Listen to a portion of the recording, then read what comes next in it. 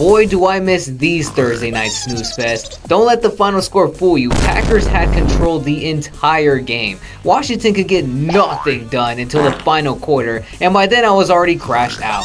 Packers look hella legit right now, that's all I'm going to say. And honestly, I don't know who's stopping them in the NFC right now. Considering they're playing the Browns next week, this team might be due for a run.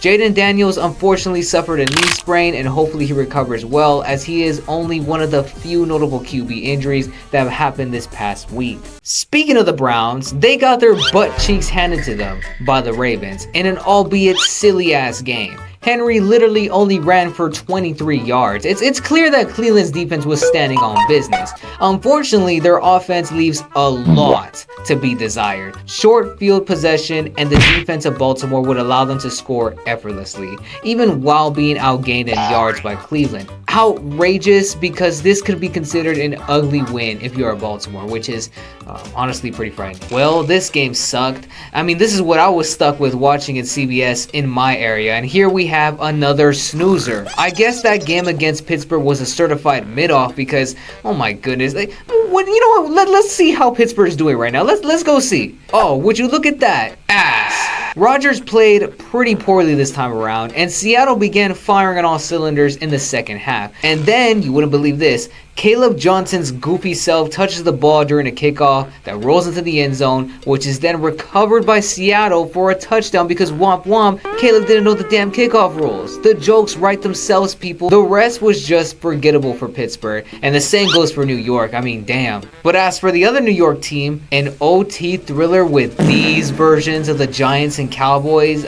My gosh. Russell Wilson reverted back to his glory days in Seattle as he threw for 450, yes, you heard me right, 450 passing yards in the game, and Giants still couldn't get it done. Now, before this game started, in my fantasy, I had the Bears defense starting, and since they were playing against the Lions, I was like, whoa, that can't be good. So I went ahead and picked up the Cowboys defense because, well, they're playing the sad New York Giants, and we already see what happened in week 1. Well, I was right about one thing, the Bears got slaughtered. However, Dallas got 37 points put on by New York of all teams.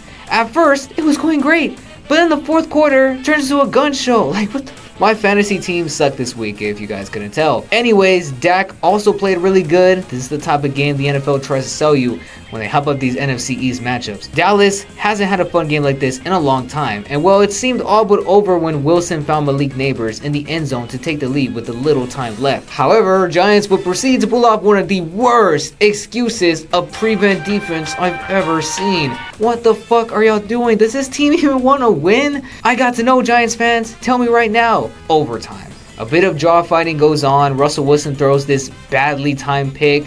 Brandon Aubrey coming back out. Yeah, it's wraps. Pack it up. Giants continue the losing streak against Dallas. Unbelievable. Well, another game where I thought the final score would be like 6-7, but what do you know, it turns out to be a thriller. Battle of mid or not, Drake May looked pretty solid. He was locked in, and the Patriots are a team of fighters, man. As for Miami, this team stays disappointing, which is why I never took this team seriously for the past 2 years. It's looking really doom and gloom for Miami, and something's got to give at some point because they're about to play the Buffalo Bills in a few days, and I know everyone is imagining a massacre of unprecedented levels. Time is ticking for whatever they got going on there in Miami. Jake Browning, bro.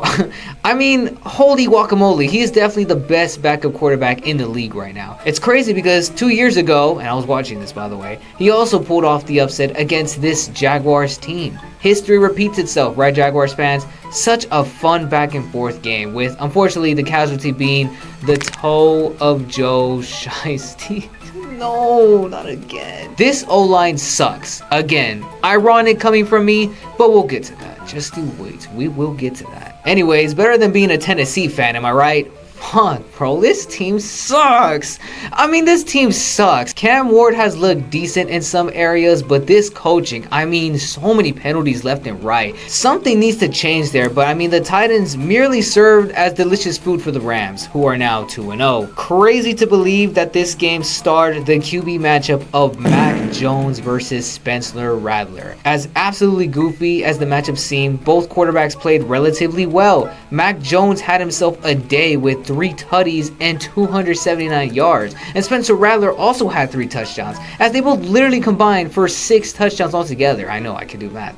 49ers looked good with Mac Jones, and even if the Saints are a rebuilding team, I credit the way they have fought these past 2 weeks, and this goes for both teams. Yawn. I already told y'all the Bears got slaughtered here. Need I say more? The Lions took out all their frustrations of last week on this team, and it just became a sad day for Chicago. How are y'all feeling about this, Bears fans? I have to know, because this is just, this is rough.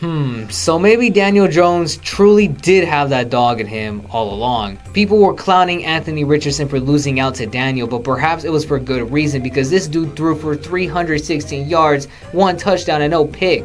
Jonathan Taylor helped out as well a lot in the run game, and I was not expecting the Colts to start 2-0. What the fuck? Get this Mickey Mouse ass win away from me, as the game was supposed to end on a 60-yard field goal attempt. The kick is no good, and the Broncos are going to win this game. Except, womp womp, leverage penalty, yes, leverage penalty results in 15 yards forward for the Colts. They drill the kick. Colts are gonna win this game. It's so goofy. Man, watching the Panthers highlights actually depresses me, bro. And I'm not even a fan of the team.